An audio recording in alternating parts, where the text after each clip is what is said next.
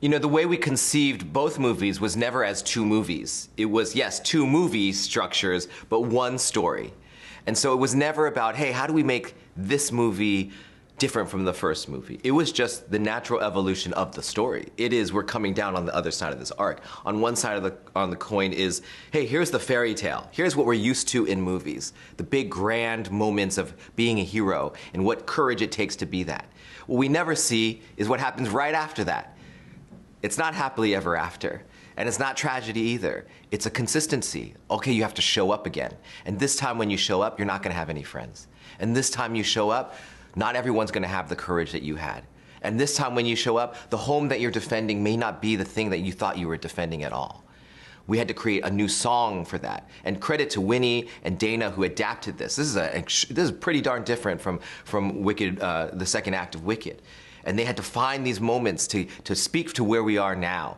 And I love that that Stephen Schwartz, an amazing composer who wrote all the songs, by the way, that are embedded in our culture. I mean, he deserves all the flowers, and we never talk about that enough. But the fact that they were able to then create two new songs, Girl in the Bubble and No Place Like Home, that feels so relevant. Both the person who feels like their home is taken from them and the other person who lives in a bubble, whose home is totally fine.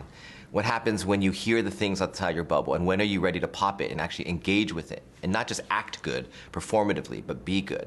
And this is all in every performance of Ari and Cynthia. It's pretty amazing to watch. And that's why I think it was never a sequel. This is not a sequel. This is a continuation of a story that we started a year ago.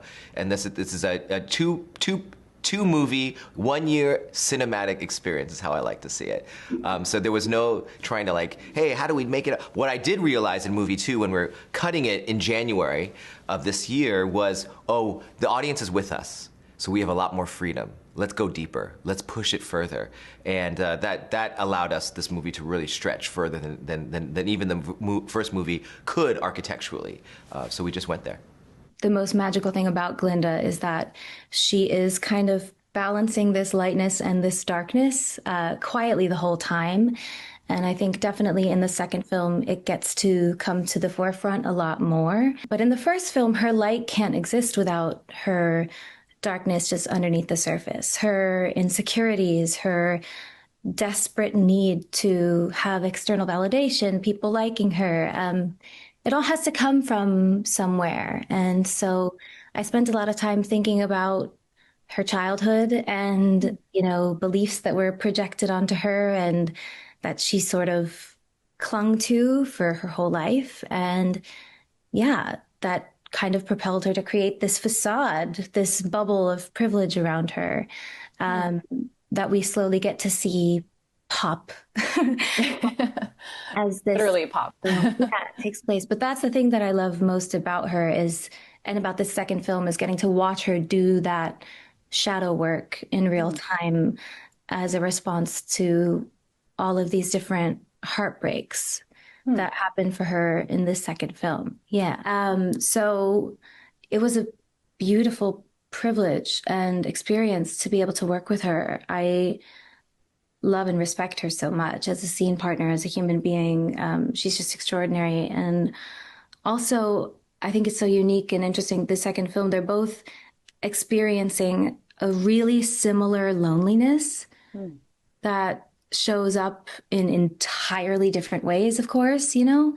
And yeah, I loved navigating that with her as a scene partner, and yeah, just kind of seeing how that shows up for them. Elva was literally alone in the woods and doesn't have her best friend. Meanwhile, Glinda has all of these people around her telling her that she's loved, she's doing good, she's doing the work. And even she herself is convinced that it's working for a time. But she's incredibly lonely as well.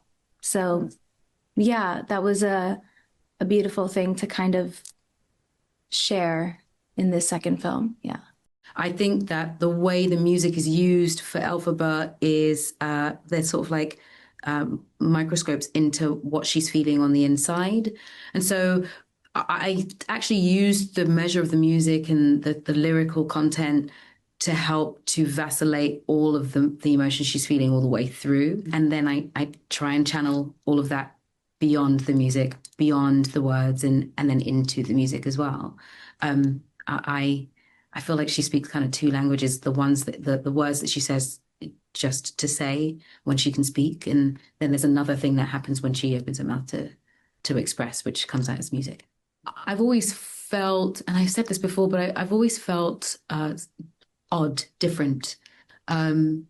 And even though there was an acceptance of that, I think this experience, this character, and the things that have come from it has made me really fall in love with all the differences that I have, particularly because I've met so many other people who have fallen in love with the differences that they have, who have been able to express, I feel different. I feel like I don't belong. I feel like I don't fit. But because I've seen what you do, because I've seen Elphaba, I now feel like I belong. I feel like my difference is the thing that makes me special. And that really has had a profound effect on me in that now I have no choice but to consistently show up as myself fully. And I have no choice but to put myself fully into the work that I'm putting myself in, because I know that it is beyond just showing up to play a character, that these characters can actually really impact people's lives and the way people see themselves and the way people see other people. And I think that, it's just a special gift to be given and not to be squandered. Even just physically, when I went to do this job, I had to shave my head in order to paint it green, so that my scalp was green underneath the wig, and so you could see green. And so, in having to do that every day for almost a year, when I finally let the character go, I realized that I really liked what I saw without anything covering anything up.